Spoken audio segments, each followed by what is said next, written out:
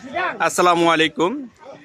ঈদের পরের দিন রাজদিয়া হাটের যে গরুর হাটটি ছিল, এইখানে তারা যে রেফেল ড্রর যে কথাগুলো বলছিল যে একশোর মতো রেফেল ড্র তারা দিবে, তো সেই অনুযায়ী তারা সেই কথা রাখছে এবং এখন দেখা যাচ্ছে যে যারা ক্রেতা ছিল তাদেরকে বিভিন্ন পুরস্কার দিচ্ছে এবং এই মুহূর্তে আমরা দেখতে পাচ্ছি যে সেকেন্ড পুরস্কার LED TV 32 inch LED TV দেওয়া হচ্ছে। কিছুক্ষণ আগে ফার্স্ট পুরস্কার দেওয়া হয়েছিল একটি ফ্রিজ। তো এই বিষয়টা আমরা দেখব এবং ক্রেতার সাথে আমরা কথা বলবো, তিনি 32 ইঞ্চি টিভি পেয়ে তার অনুভূতিটা কেমন আমরা একটু জানবো। আসসালামু আলাইকুম।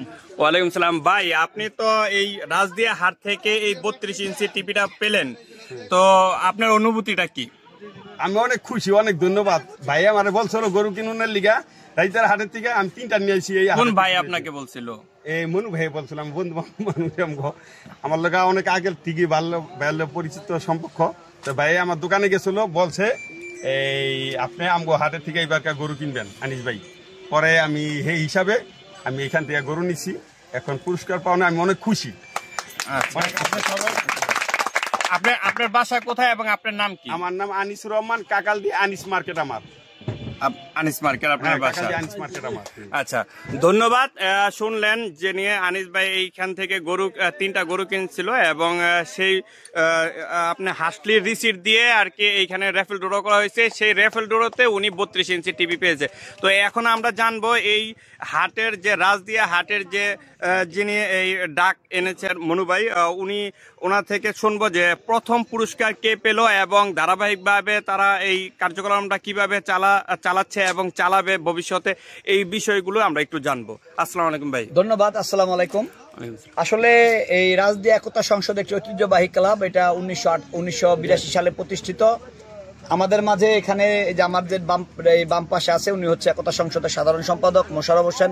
এ পাশে আছে আমার ভাতিজা লিপু, দেলোয়ার ভাই, রাজীব, আর আনিস ভাই আমার একজন ভালো সম্পর্কের মানুষ আছে, কামাল ভান্ডারী ভাই সহ। আমরা সার্বিকভাবে চেষ্টা করেছি যে একটা সুন্দর হাট, যাতে মানুষ হয়রানি না হয়, হয়রানি মুক্ত একটা হাট।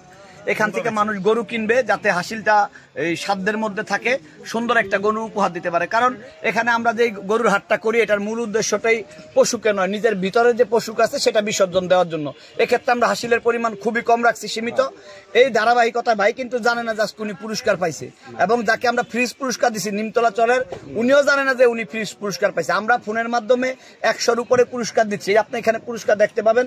আমরা ফোনদা কনফার্ম করে এই 100 পুরস্কারের মধ্যে এগুলি সব দিছি এবং এই কটা বাকি আছে। আমরা এই 1 সপ্তাহ ব্যাপী আমাদের কাছে এই পুরস্কারগুলি জমা থাকবে। যারা আমরা ফোন দিছি, যারা যোগাযোগ করবে আমরা পুরস্কারগুলি পৌঁছায় দিব। এবং আমরা আগামীবার হাসিলের পরিমাণ প্লাস এই হাটের রক্ষণাবেক্ষণের জন্য আমরা ব্যাপক হারে আরো পুরস্কারের ব্যবস্থা করব, যাতে মানুষ অবশ্যই সুন্দর একটা হাট উপহার পায়, ঈদের সময় একটা ভালো গরু উপহার দিতে পারে, সমাজের জন্য সবার জন্য একটা দৃষ্টান্ত হয়ে থাকে এই রাজদিয়ার হাট। জানাই যে যারা আমাদের হাতে গরু নিয়ে আসছিল এই বিক্রেতা ভাইয়েরা এবং দূর দূরান্ত থেকে যে সকল পাইকার ভাইয়েরা আমাদের এখানে আসছিল, তাদের উদ্দেশ্যে বলি যে আমাদের আসলে ভৌগোলিক পজিশনের কারণে রাজদা মাঠের অবস্থানটা এরকম যে দেখা গেছে যে এইখানে আমাদের নদীপথ সামনে, স্থলপথে দোনো দিক দিয়ে সুবিধা। সুতরাং এরা যে এখানে থাকবে, যে ব্যাংকিং খাত থেকে নিয়ে প্রত্যেকটা সেক্টরে এদের শারীরিক, আর্থিক এবং মানসিকভাবে যে কোনোভাবে। এবার আপনারা দেখে থাকবেন যে আমরা 2 বেলা গরুরে ভ্যাকসিন দিছি যাতে কোনো গরু ইনজুর্ড না হয়। 2জন ডাক্তার ছিল গোবর পরিষ্কার করার জন্য, যাতে কোনো গরু নোংরা না হয়। এই জন্য গোবর পরিষ্কারের জন্য আমাদের 8জন ফিল্ড ওয়ার্কার ছিল। পাশাপাশি আমরা পানিতে যাতে কোনো সমস্যা না হয়, পানি পৌঁছায় দেওয়ার জন্য খামারি ভাইদের জন্য আমরা পর্যাপ্ত পরিমাণ পানির ব্যবস্থা রাখছি মোটরের মাধ্যমে।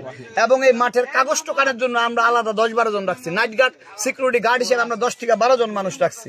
তো সুতরাং সিসি ক্যামেরা দ্বারা এটা নিয়ন্ত্রিত ছিল।